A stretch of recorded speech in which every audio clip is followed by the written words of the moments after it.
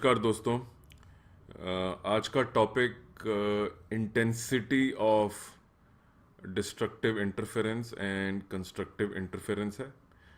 Young double slit experiment पे जो fringes बनती हैं उनकी जो ब्राइटनेस और डार्कनेस है उसकी कैलकुलेशन हम करेंगे। उसी को इंटेंसिटी बोलते हैं कि वो कितनी इंटेंस है, क्या वो ब्राइट है कि वो डार्क है। तो एक क्विक रीकैप कर लेते हैं कि अभी तक हमने क्या देखा है। पहले डायग्राम के अंदर आप देखेंगे कि दो वेव्स स्क्रीन पे जाके बनी, उन दोनों के बीच में एक पाथ डिफरेंस है जो यहाँ पे दर्शाया गया है, और इस पॉइंट पे आके फ्रिंज बनी, ये हमने ऑलरेडी देखा हुआ है। और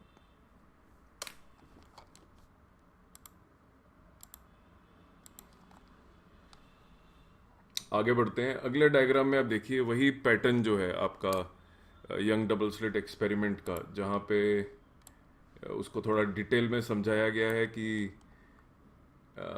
एक मोनोक्रोमेटिक लाइट सोर्स जो कोहेरेंट भी होता है और दो स्लिट्स के थ्रू जा रहा है, और कंस्ट्रक्टिव और डिस्ट्रक्टिव इंटरफेरेंस हो रहा है। तो बेसिकली ये पहले ड्राइंग को अगर आप डिटेल में देखते हैं तो इस तरह से नज़र आती है, और इसके नीचे जो आप ये ड्राइंग देख रहे हैं ये वाली, इस ड्राइंग में आपको जो डार्कनेस और ब्राइटनेस है वो नज़र आ रही है। इसी को इंटेंसिटी बोलते हैं कि ये कितना इंटेंस ब्राइट है, ये कितना डार्क है।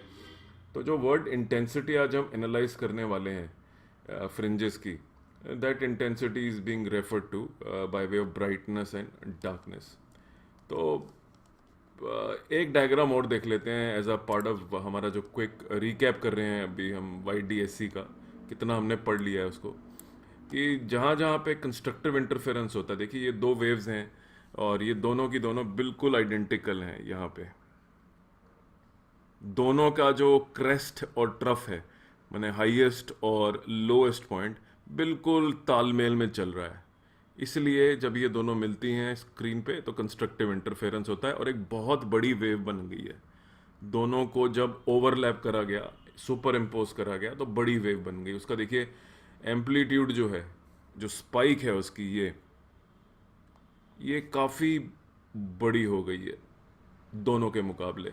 लेकिन अगर आप नेक्स्ट फिगर में देखेंगे तो यही जो वेव्स हैं दोनों, ये बिल्कुल आउट ऑफ फेज हैं। एक का क्रेस्ट है तो दूसरे का ट्रफ है, तो इनका नेट रिजल्ट ये आ रहा है। इसको डिस्ट्रक्टिव इंटरफेरेंस बोलते हैं।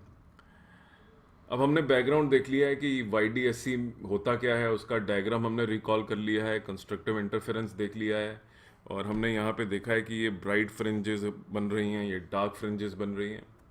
अब हम इसकी मैथ्स की तरफ चलते हैं कि क्या मैथ्स इस ब्राइटनेस और डार्कनेस को एक्सप्लेन कर पाती है। ये तो क्वालिटेटिव एनालिसिस था, इसमें कोई मैथ्स नहीं इन्वॉल्व है। इसके अंदर ग्राफिकली आपने दिखा दिया कि जो एम्पलीट्यूड्स हैं वो ऐड हो रहे हैं। एम्पलीट्यूड मतलब इसको एम्पलीट्यूड बोला जाता है, और ऐड होने के बाद वो बड़ा हो रहा है एम्पलीट्यूड, और सब्ट्रैक्ट होने के बाद वो एम्पलीट्यूड छोटा हो रहा है। अगर आप पहली इस ड्राइंग में जाएंगे तो यहाँ देखिए आपने एक वेव ली इंटरफेरेंस के लिए Y1, और वो जो वेव Y1 है वो ये वाली वेव मान लेते हैं, और दूसरी वेव Y2 ये है। और अगर आप देखें यहाँ पे एक वो शब्द लिखा है डेल्टा। अगर आपको याद हो, हमने डेल्टा, ये डेल्टा कहलाता है जो आपका पाथ डिफरेंस जो वेव्स के बीच में है, क्योंकि एक स्लिट नीचे है दूसरी स्लिट ऊपर है, और इस गैप की वजह से पाथ डिफरेंस पैदा हो जाता है, जिसको हमने डेल्टा के रूप में लिखा है। अब डेल्टा आपको याद होगा कि उसको आप पाथ डिफरेंस जो है, जहाँ ऊपर आपको वो ट्रायंगल नज़र आ रहा है, ये वाला पाथ डिफरेंस ट्रायंगल है। यहाँ पे वो पाथ डिफरेंस ट्रायंगल की जगह डेल्टा से दिखाया गया है। इसका पर्पस ये है कि ये बेसिकली एंगल में कन्वर्ट कर दिया गया है। So this delta has been converted into angle using this formula. अगर आपको याद हो, हमने पिछले वीडियोस में पढ़ा था the relationship between path difference and phase difference. तो ये फेज डिफरेंस के अंदर कन्वर्ट कर दिया गया है, ये एंगल है, और ये एंगल उत्पन्न क्यों हुआ है, क्योंकि एक पाथ डिफरेंस था। तो दो वेव्स पॉइंट दो स्लिट से चलती हैं अलग अलग, और उन दोनों का जो सम है वो इस इक्वेशन में दिखाया गया है। और इस इक्वेशन को हमने खोल दिया ट्रिग्नोमेट्री की मदद से। देखिए ये इक्वेशन हमने खोल दी है, और अब हमें इसे कंबाइन करके जहाँ जहाँ साइन ओमेगा टी है और कॉस ओमेगा टी है, साइन ओमेगा टी कॉमन लेके उसका जो कोफिशिएंट आया वो ये आया, और कॉस ओमेगा टी के साथ जो कोफिशिएंट आया वो ए साइन डेल्टा आया। अब हम मान लेते हैं कि A one plus cos is this and A sine delta is A sine five. ये इसलिए करा गया है क्योंकि इस इक्वेशन को सॉल्व करना, ये जो लंबी इक्वेशन आप देख रहे हैं जो दो y को ऐड करने से आई है, y1 प्लस y2 को, इसको सॉल्व करना इतना आसान नहीं है। तो सिंप्लिसिटी के लिए इसमें से जो जो कॉमन था वो ले लिया और उसको इन दोनों के फॉर्म में लिख लिया। और इसको जो इक्वेशन है, अगर आप देखेंगे ये वाली इक्वेशन 1 और 2, इनको इसको स्क्वायर करा, फिर इसको स्क्वायर करा, और स्क्वायरिंग एंड एडिंग के बाद आपका ये आ गया। देखिए उसके बाद जो आपकी ये इक्वेशन बनती है,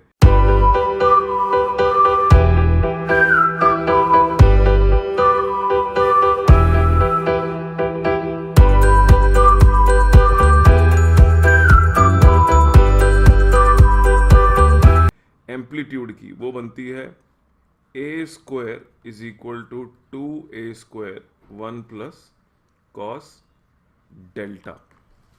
और आपने 1 प्लस कॉस डेल्टा आप जानते हैं ट्रिग्नोमेट्री के अंदर it is equal to cos square delta by 2।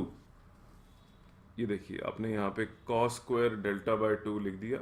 और आपको मालूम है कि ये कंडीशन जो आपकी एम्पलीट्यूड की आई है, A square is equal to 2a square cos square delta by 2, ये कंडीशन आपकी बन गई। इस कंडीशन से ये मालूम चलता है कि जो आपका रिजल्टेंट एम्पलीट्यूड है it is directly proportional to cos square delta by 2। अगर आप मान लीजिए आपका फेज डिफरेंस जो डेल्टा है वो 90 डिग्री है, वो 270 डिग्री है, तो आपको मालूम है कॉस ऑफ 90 इज 0। माने अगर आपका जो पाथ डिफरेंस यदि 90 है 270 है तो आपका एम्पलीट्यूड वहाँ पे 0 आता है। उसी तरह अगर आप यहाँ पे वैल्यू डालेंगे 0 तो ये 1 बन जाएगा, तो एम्पलीट्यूड हाईएस्ट हो जाएगा। और कॉस 0 का मतलब है 1, और आपका एम्पलीट्यूड बन जाएगा हाईएस्ट।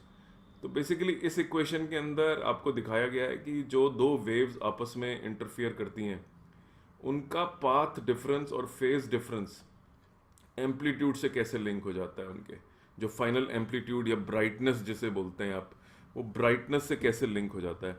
अगर आप जो मल्टीपल ऑफ डेल्टा, अगर आपका मल्टीपल ऑफ 2 पाई है, जो हमने पहले भी पढ़ा था कि मल्टीपल ऑफ लैम्डा होता है पाथ डिफरेंस, उसको फेज डिफरेंस में मल्टीपल ऑफ 2 पाई बोलते हैं।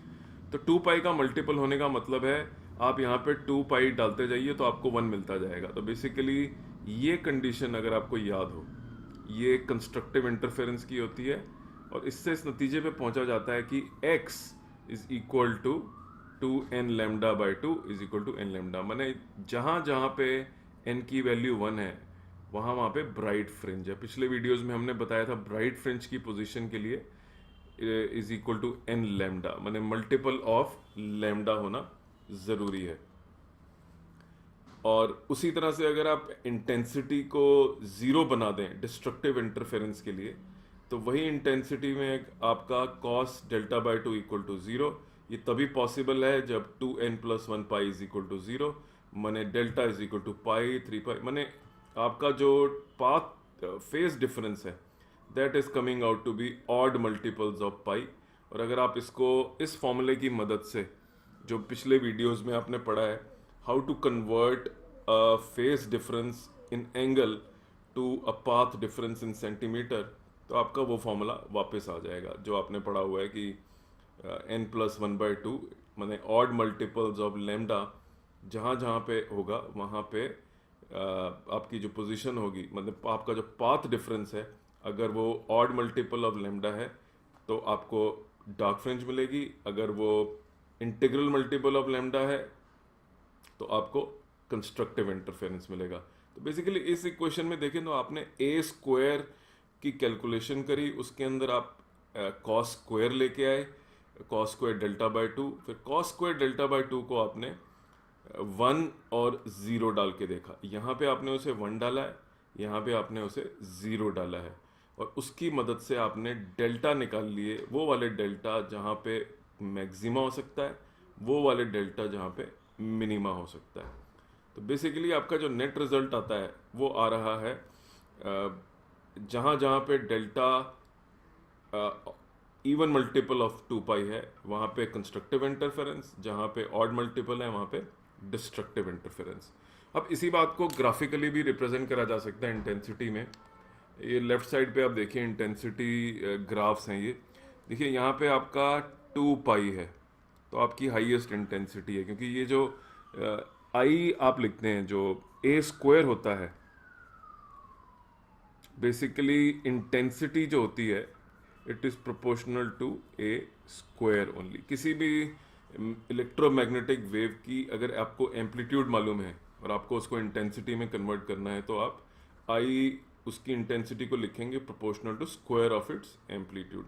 तो अभी आपने जो ये सारी इक्वेशन पढ़ी ये एम्पलीट्यूड की फॉर्म में थी, और ये वाली इक्वेशंस जो आप जो डायग्राम देख रहे हैं ये दोनों के दोनों डायग्राम आपके इंटेंसिटी डिस्ट्रीब्यूशन कर्व हैं।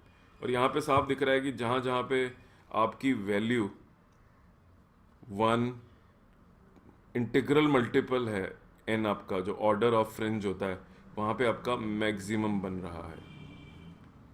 और जहाँ जहाँ पे आपका सेम डायग्राम नीचे आपको instead of showing in terms of path difference it is being shown in terms of phase difference. जहाँ पे आपका फेज डिफरेंस ऑड है वहाँ पे आपका मिनिमा बन रहा है, डिस्ट्रक्टिव इंटरफेरेंस हो रहा है, और यहाँ पे देखिए आपका मैक्सिमा इंटरफेरेंस हो रहा है। तो ये आपकी बेसिकली डायग्रामेटिक रिप्रेजेंटेशन है, इसको इंटेंसिटी डिस्ट्रीब्यूशन बोलते हैं। ये एम्पलीट्यूड से ही आया है इंटेंसिटी। और अगली देखिए क्वेश्चन जो आता है कि हाउ डू यू प्रूव कि यंग डबल स्लिट एक्सपेरिमेंट पे एनर्जी जो है कंजर्व हुई। अगर आप देखेंगे तो जो हाईएस्ट आपका एम्पलीट्यूड आ रहा है दोनों वो आ रहा है ये 4a स्क्वायर, क्योंकि अगर आप इसकी वैल्यू जो आपने सॉल्व करी है इक्वेशन ये वाली इसके अंदर डालेंगे, जहाँ जहाँ पे आपका डेल्टा 1 होगा कॉस डेल्टा मैक्सिमा के लिए, तो आपकी वैल्यू बन जाएगी 2a स्क्वायर 1 प्लस 1, क्योंकि कॉस डेल्टा 1 होना ज़रूरी है मैक्सिमा के लिए। उसी बात को आपने 2 कॉस स्क्वायर डेल्टा बाय 2 की फॉर्म में भी सॉल्व करके देखा है ऊपर। तो आपका आई मैक्सिमम जो है वो 4a स्क्वायर है, और आपका आई मिनिमम, क्योंकि आपने कॉस स्क्वायर डेल्टा बाय 2 को 0 भी लिया है, यहाँ पे देखिए आपने 0 लिया है, तो ये आपका जो आई एवरेज है ये हो गया आपका 2a स्क्वायर। और आप देखिए कि एवरेज और दोनों का जो इंडिविजुअल सम है इंटेंसिटीज़ का, individually they are 2a square, and अगर आप इनको अलग अलग देखेंगे तो ये 4a स्क्वायर और 0 है, 4a स्क्वायर मैक्सिमा है और आई मिनिमा 0 है। इनका एवरेज भी 2a स्क्वायर है, और अगर आप इंडिविजुअली इन्हें ऐड करेंगे तो भी 2a स्क्वायर है। सो दिस प्रूव्स कि एनर्जी डिस्ट्रीब्यूट हो जाती है। मैक्सिमा के अंदर एनर्जी जो है सारी उस फ्रिंज में चली जाती है दोनों वेव्स की, और जहाँ पे मिनिमा होता है वहाँ पे एनर्जी कैंसिल हो जाती है, लेकिन कुछ नई एनर्जी क्रिएट नहीं होती है, कोई एनर्जी डिस्ट्रॉय नहीं हो जाती है, एवरेज वही रहता है पूरी डिस्ट्रीब्यूशन के अंदर। सो ये क्वेश्चन भी आ सकता है आपको कि show that the conservation of energy holds good in interference. ये दो इक्वेशन आप लिख दीजिए और उसको दिखा दीजिए कि वो इंडिविजुअल वेव्स की एम्पलीट्यूड या इंटेंसिटी के बराबर ही है, और आप इसको आराम से समझा सकते हैं। तो उम्मीद करता हूँ आपको ये कुछ समझ में आया कि कैसे हम दो वेव्स लेके उनको ऐड करते हैं, उनको ऐड करने के बाद ट्रिग्नोमेट्रिकली आसान बनाने के लिए ये इक्वेशंस लिख देते हैं, इन दोनों को स्क्वायर करते हैं, स्क्वायर करने के बाद फाइनली हम यहाँ तक पहुँचते हैं, और ये 1 plus cos delta is nothing but 2 cos square delta by 2, और आपका जो फाइनली फिगर आ जाता है वो 4a square cos square delta by 2 आ जाता है। और फिर डेल्टा लिया जाता है कॉस स्क्वायर डेल्टा बाय 2। अगर ये इक्वल टू 0 है तो मिनिमा, अगर ये इक्वल टू 1 है तो मैक्सिमा। आशा करता हूँ आपको ये वीडियो पसंद आया होगा। मेरे चैनल को सब्सक्राइब करने के लिए बटन दबाएं। अपना कीमती समय देने के लिए बहुत बहुत धन्यवाद।